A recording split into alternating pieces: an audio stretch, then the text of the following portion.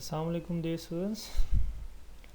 I hope you all are fine, quite happy, enjoying the best time and keeping fast. और exam नहीं होंगे as told by the federal government, but since government told that we are going to have the papers, we are going to have the exams. So what is the procedure they are going to follow in it, how they are going to change the things, how they are going to change the pattern, we are not quite sure about it till here. अब paper हो या ना हो, it's a big concern for you people. I do understand it, but with it time will teach us the best lesson of your life, and I hope that you people are ready for both the chances, both the things, both the results. So you need to be ready for it too. That's a very good thing. Paper होते हैं तब भी, नहीं होते हैं तब भी होंगे तो obviously you people are going to have no regrets that you were not given a chance to be there in it and to do something. और अगर नहीं होते हैं तो फिर आपका रिग्रेट ही रहेगा कि we were not given a chance, so we can made an attempt, हम कर सकते थे, हम अच्छा रिजल्ट बना सकते थे, and all these things. Okay, so wish you best of luck. होता है तब भी, नहीं होता है तब भी, दोनों कंडीशंस में जो भी होगा बेहतर ही होगा. और उनमें हमें ये नहीं देखना, in these conditions what we need to do, we need to put our efforts and we need to resolve the things which are there in front of us in the mean of studies. Last chapter है हमारा The Life in the Universe, John Alfred Valentine Butler का लिखा हुआ. अच्छा, नफ्सियात के माहिरीन का अंदाज़ा है that they are thinking and they are having this idea that human beings we are having in this world. Why? Because we are not having any sort of a sign that we are having the human beings in the universe. So all the psychologists we are having in this world, psychologists, you know, the people who founded these school of thoughts, like the first one we are having, that is Sigmund Freud, and after it we are having Alfred Adler, then we are having Carl Jung. So many different psychologists, different assumptions. उनमें उनके अंदाजे के मुताबिक वो कहते हैं कि इंसान पैदाइशी तौर पर जिन सलाहियतों का मालिक होता है, the quality is given by the God. He is not using it's 10% even though. तो by telling these things, William James, बड़ी मशहूर किताब लिखी उन्होंने, the principle of psychology, wonderful book to understand the human psychology.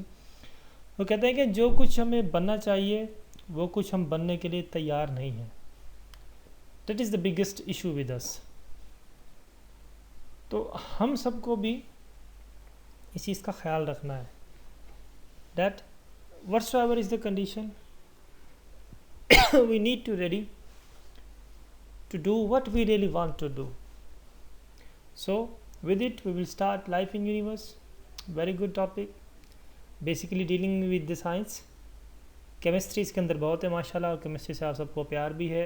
Organic chemistry और inorganic chemistry इसके अंदर deal की गई है.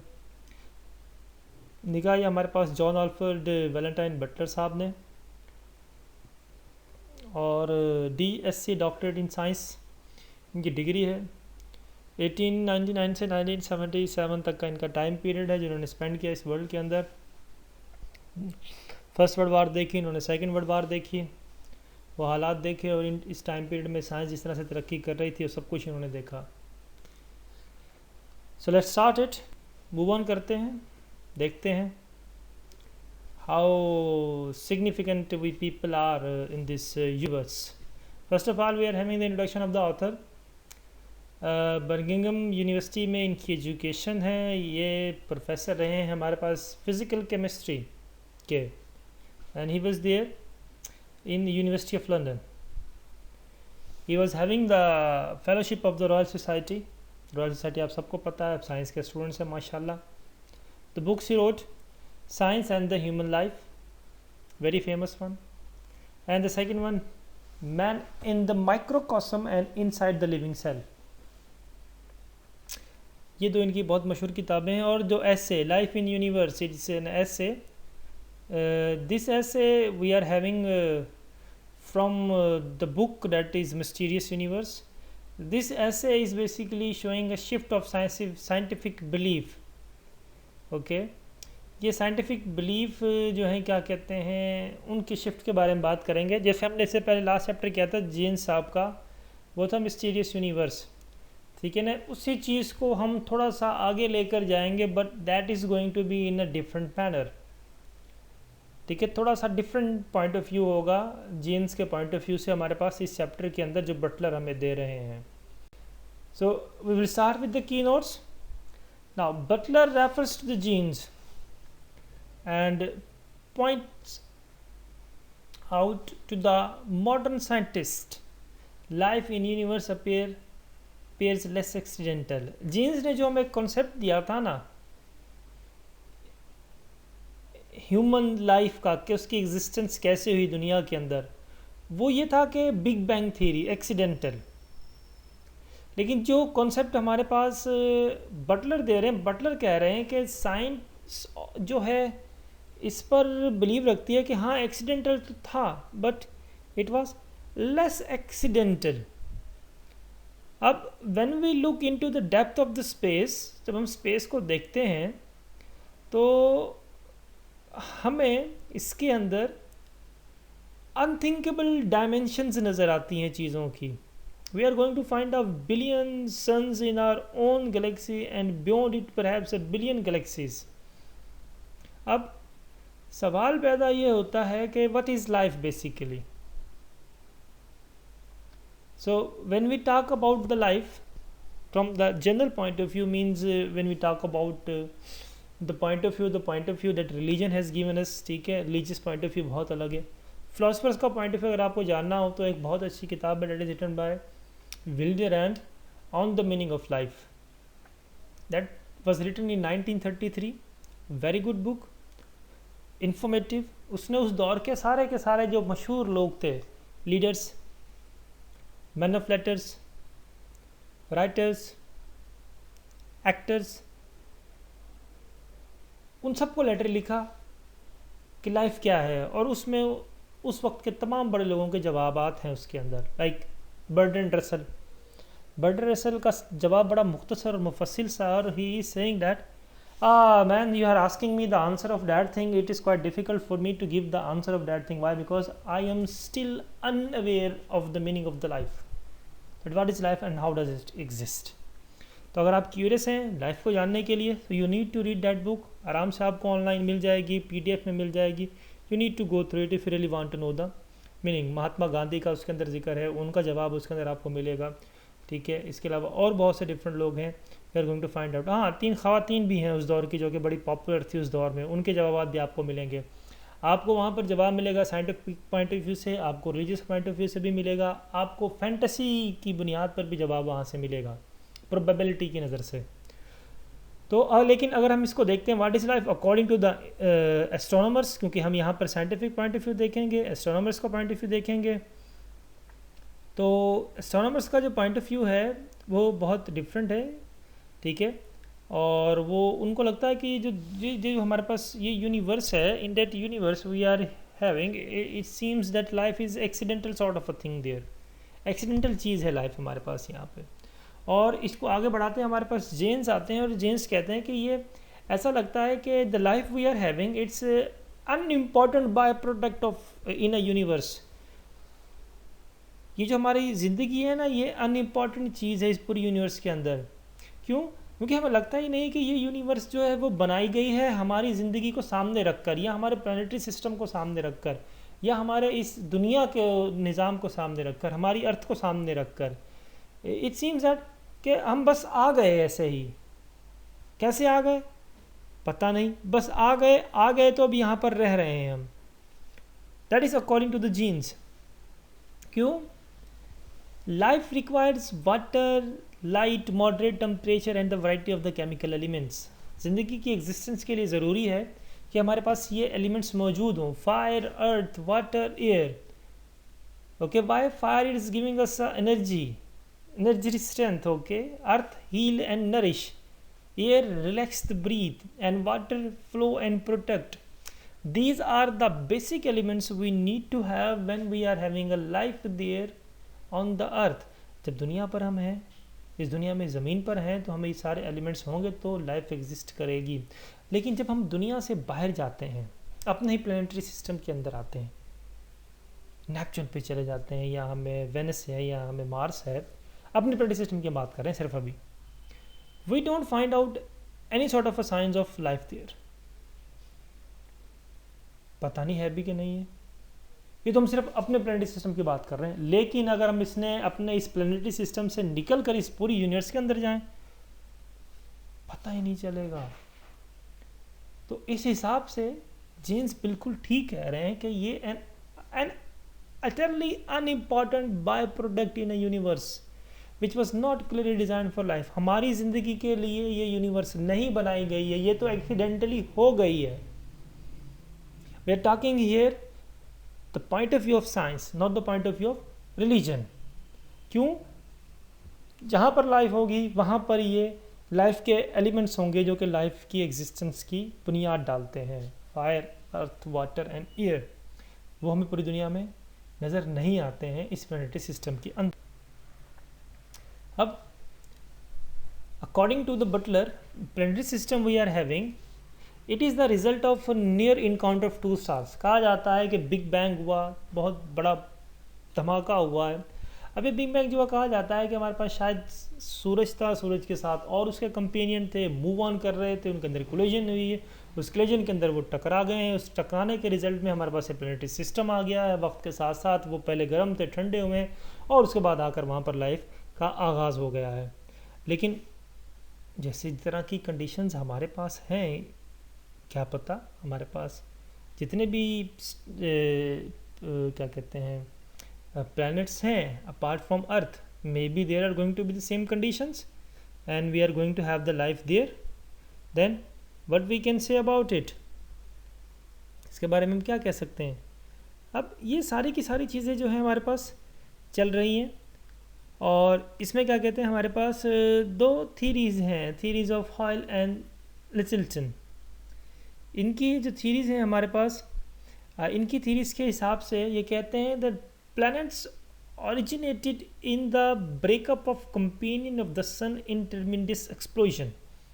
सूरज के ही कंपेनियन थे कुछ स्टार्स, उनका एक्सप्लोजन हुआ है, और उस एक्सप्लोजन के नतीजे में जो है ना ये प्लैनेट्स बने हैं। और ये एक्सप्लोसिव स्टार्स हमारे पास कहलाते हैं supernova, and they are not at all infrequent, and it is been estimated from such occurrences that at least a million planetary system may have been produced in our own galaxy. क्या पता हमारी अपनी ही Galaxy के अंदर billion किस्म के planetary system बने हो जब ये बिग बैंग हुआ हो, according to the theories of the Hoyle and Lyttleton. तो क्या पता लाइफ में exist in great profusion in the other worlds. अब जैसे इस दुनिया में अगर हम बात करते हैं क्या कहते हैं एवोल्यूशन की, तो शायद हम दुनिया में रहते हुए एवोल्यूशन के शायद मिडल में हो। Maybe there are going to be the initial stages of the evolution in the other planets, और बहुत इस तरह से भी हो सकता है कि there are going to be the upgraded condition of the human evolution in the rest of the other planets. Fishy societies in the beginning अगर हम बात करते हैं ह्यूमन एवोल्यूशन की, तो हमारे पास डायनासोर्स थे। वक्त के साथ साथ हमारे पास चेंजिंग्स आई, फिर हमारे पास जो है क्या कहते हैं एप्स, ठीक है, chimpanzees, then we are having the human beings there.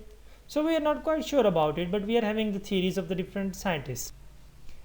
अब इसमें जो अगला कॉन्सेप्ट हमारे पास आता है, that is very remarkable one, that is given by the Butler, that life is a very complicated thing.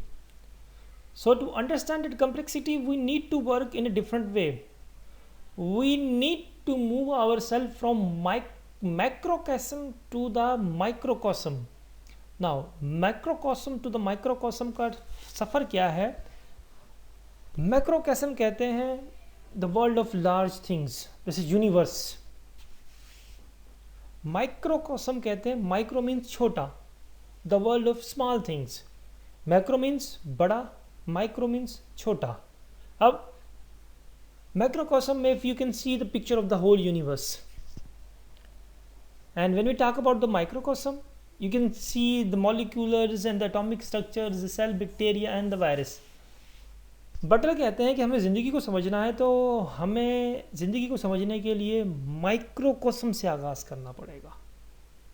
यहाँ पर उन छोटी छोटी चीज़ों को मुआयना करना पड़ेगा, देखना पड़ेगा जो कि एग्जिस्ट करती हैं हमारी इस वर्ल्ड के अंदर और हमारे अंदर इवन दो.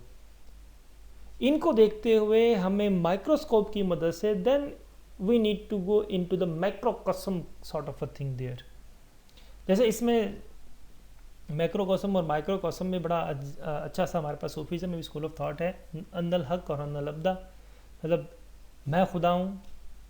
दूसरा हमारे पास ये है कि हर चीज़ में खुदा है. तो यहाँ पर हर चीज़ में खुदा जो है ना, वो चीज़ वाला कॉन्सेप्ट हमें इस चीज़ से देखना पड़ेगा, फिर हम जो है ना आगे तक जा सकेंगे. That is the thing told by Butler. अब हमारे पास इस चीज़ को समझने के लिए दो साइंटिस्ट थे जिन्होंने काम किया.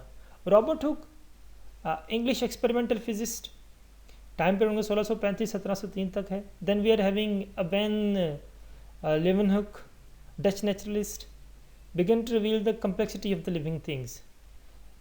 हमें एक काम कैसे करना है, हमने ये सिखाया है. सिंप्लिसिटी से कम्प्लेक्सिटी की तरफ आना है. इंडिविजुअल से हमें पॉपुलेशन की तरफ जाना है. सिंपल से हमें कम्प्लेक्स की तरफ जाना है. इंडिविजुअल से population, from population to community, community to ecosystem, then ecosystem to biome, then the biosphere. Then it's going to be very easy for us to understand the meaning of the life. Other than it's quite difficult. कहते हैं, मिसाल देते हैं Robert Hooke हमारे पास simple सीख है. आप किसी जोहड़ का, किसी तालाब का गंदा पानी लें और उसको आप माइक्रोस्कोप के नीचे रख कर देखें, आपको उसके अंदर लाइफ नज़र आएगी. लाइफ, आप हैरान रह जाएंगे. तो we need to understand the life from simple to complex. इसी तरह से हमारे पास फर्दर इसी चीज़ को डिफाइन किया, एक्सप्लेन किया लाइफ इन यूनिवर्स में. हमारे पास ग्रीक फिलोसोफर हैं about 500 BC, that was Empedocles. Empedocles से that life is a combination of the four things, that is fire, air, water and the earth. जो आज हमारी फिजिकल, जो हमारी साइंस आज प्रूव करती है, जो हमारी साइंस इसी से बहस करती है, जो बताती है कि हाँ इसी का ये चीज़ हमारे पास 500 BC कबल एम्पिडोक्लस ने कह दी थी. कहता है कि ये जो है ना, it is reported to have said that the hair and the leaves and the thick feathers of the birds and the scales that form their limbs are all the same thing. सब के सब एक ही हैं, सब के सब एक ही हैं. So the life in the universe is very complicated. अब कह रहे हैं कि हर तरह की ज़िंदगी, all kind of life had an underlying similarity. हर किस्म की लाइफ हम देखते हैं ना, उसके अंदर हमें नज़र आएगी कि सिमिलरिटी है. जैसे शुरू में हमारे पास water was a water and wood was a wood, लेकिन टाइम आया, ट्रांसफॉर्मेशन अकर हुई हमारे पास. हमने लकड़ी को जलाया, लकड़ी को जलाया तो वो आग में कन्वर्ट हुई. जब आग बनी तो लकड़ी राख हो गई. एक सीड को हमने लिया, we took the seed and that seed we were having there, seed into a plant in a short time, then with the leaves and the flowers. Then we are having the example of the white and yolk of an egg. जिंदगी है इसके अंदर. But we are going to find out the yolk, the white and the yolk of an egg.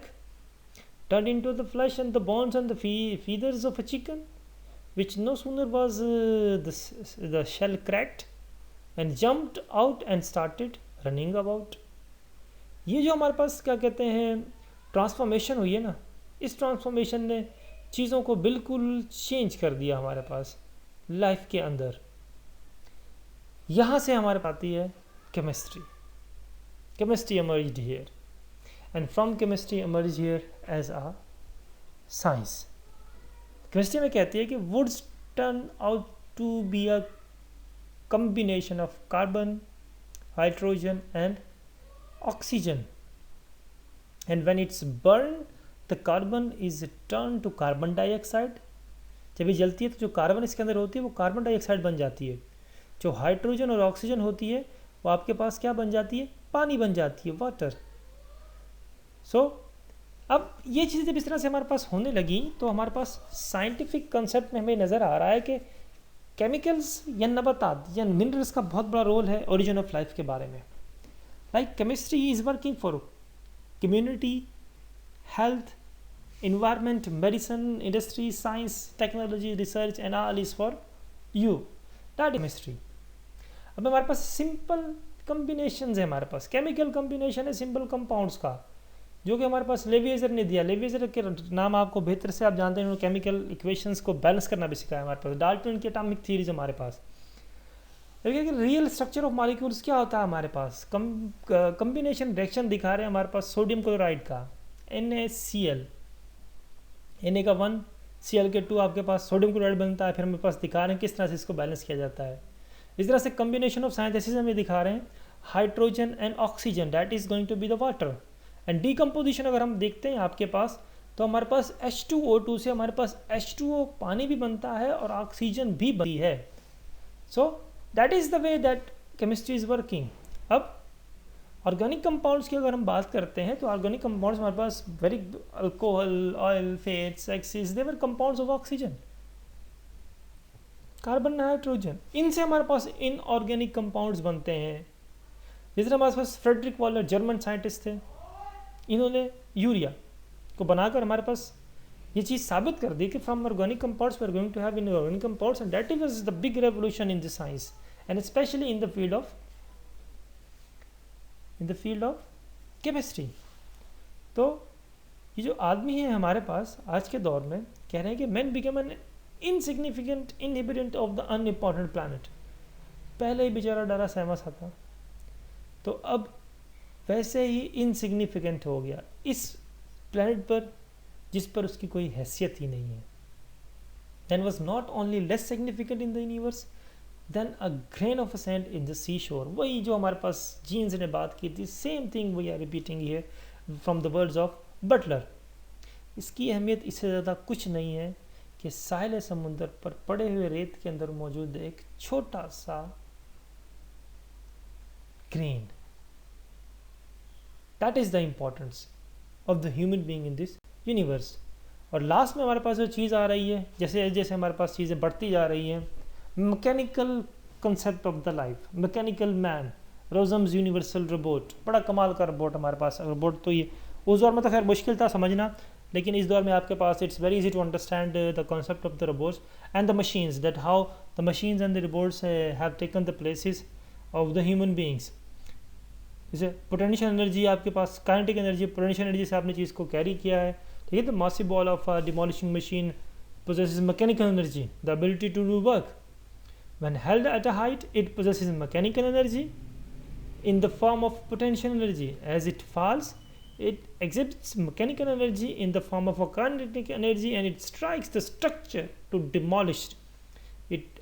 Applies to force, displace the structure, i.e. it does work upon the structure. पहले यही काम इंसानों से किया जाता था, और अब ये जो है हमारे पास क्या है, मैकेनिकल कंसेप्ट है लाइफ का। लाइफ इस तरह से, जिस तरह से हमारे पास एक फैक्ट्री में काम करते हुए लड़की जो है क्या कहते हैं वहाँ पर चॉकलेट्स को रैप कर रही है, तो ये काम हमारे पास मशीन से आराम से किया जाता था, और प्रोडक्टिविटी भी बढ़ेगी उससे। तो ये मैकेनिकल कंसेप्ट है लाइफ का, जो हमारे पास अब इंसान की वैल्यू और फर्दर कम हो जाती है। And that is telling us that life is certainly not a simple phenomena. So to understand the life, we need to understand the complexity of the things, and life is becoming more and more complicated in this planet, the planet where we are living here. So क्यों? Scientists of many kinds, biologists who studies innate organisms and their mode of life, ठीक है, psychologists who study the mechanism of the life and the various organs, biochemists who study the constituents of the living things, physicists who bring their powerful instruments to study the living matter, all find their works reveals an ever increasing complexity, the bottom of which had not been reached. मतलब ये life की चीज़ें इतनी complicated होती जा रही हैं कि हमारे लिए मुश्किल है कि हम चीज़ों को समझ सकें. Basically in this chapter they are letting you know that how the life started. Very simple, छोटी सी बैक्टीरिया, क्या कहते हैं, वायरसेस, इनसे हमारे पास लाइफ का वजूद आया. एक्सीडेंटल था, लेस एक्सीडेंटल था, जो भी था. From there it started and now here in this world, यहाँ तक आते आते कितनी कम्प्लेक्स हो गई है लाइफ. और जो concept of life in universe है, कैसे वजूद में आया, we are not sure about it. That's why we are having different theories on it. अब मसला ये आता है, जब इन सारी चीज़ों को देखते हैं, हम लाइफ को देखते हैं, तो इस लाइफ को देखते हमें लगता है कि हम को एक दूसरे से यही शिकायत है कि वो हमको हमारा हिस्सा नहीं देते लाइफ के अंदर. मगर सबसे पहले हमको खुद अपने आप से शिकायत होनी चाहिए कि कुदरत ने पैदाइशी तौर पर हमारे लिए दुनिया में जो तरक्की और कामयाबी मुकद्दर की थी, हम इसके मुकाबले में एक बहुत कमतर ज़िंदगी पर गुजारा कर रहे हैं. क्यों? For every human being it is necessary that rather than to look at the others, he or she needs to look at himself or herself. क्यों? क्योंकि इंसान अपना ही दोस्त भी है और अपना ही दुश्मन भी है. आदमी के बाहर ना इसका कोई दोस्त है और ना कोई दुश्मन है. So human beings with their opportunities, by utilizing their opportunities, they can move themselves towards the success. And until unless they are not going to utilize their opportunities, it's going to be very difficult for them that they are going to have success, they are going to be the failure. लेकिन हाँ, ये ज़रूरी है कि when we are attempting, when we are trying something, we need to have a proper direction. क्यों? गलत रुख पर कोशिश करना अपनी कुव्वत को ज़ाया करने के बराबर है. जैसे in the old ancient time इंसान की ख्वाहिश थी कि दौलतमंद बना जाए. अब वो क्या करता था? लोहे को सोना बनाता था. लोहे का सोना बनाने के लिए वो कीमती चीज़ जो थी उसके नाम से सोने को बनाने के लिए हज़ारों साल तक लोहे की इन नबातात को, इन मादनियात को, मतलब टाइम वेस्ट करता रहा इसका सोना बनाने के लिए. लेकिन इसको प्रॉपर डायरेक्शन दी लोहे को. लोहे सोना बनाने की बजाय लोहे से हमने मशीन बनाई. और आज आप देख सकते हैं, due to this that machines we are having a different sort of a concept there in the life. So life is all about this. And we will end with that thing, that it is so much easier to suggest solution when you don't know too much about the problem. So we stop you here and we believe that things are quite clear. माशाल्लाह आपने सब पढ़े हुए हैं, सब आपने पढ़ा हुआ है, सब आपको बताया हुआ है. हमारी जिम्मेदारी थी इस चीज़ को कंप्लीट करना. So we have finished it today and we hope that exam होंगे तो आप बेटर वे में जाके चीज़ों को परफॉर्म कर पाएंगे. एग्ज़ाम नहीं भी होते हैं तो आगे लाइफ में शायद आपको ये चीज़ें काम में आए. So I wish you best of luck and hope to see you that if things are going to be well, so we are going to start the grammar. लेकिन लग नहीं रहा क्योंकि जितने गैप के बाद ये मैं आज चैप्टर कर रहा हूँ, it's quite difficult that we are going to have the grammar, क्योंकि इंटरेस्ट लेवल कम हो गया ना आप लोगों का भी जब आपने सुना कि एग्ज़ाम नहीं हो रहे हैं. Same is the thing with the other people and with us too even though, but hope so and wish you best of luck and Allah Hafiz and hope to see you soon.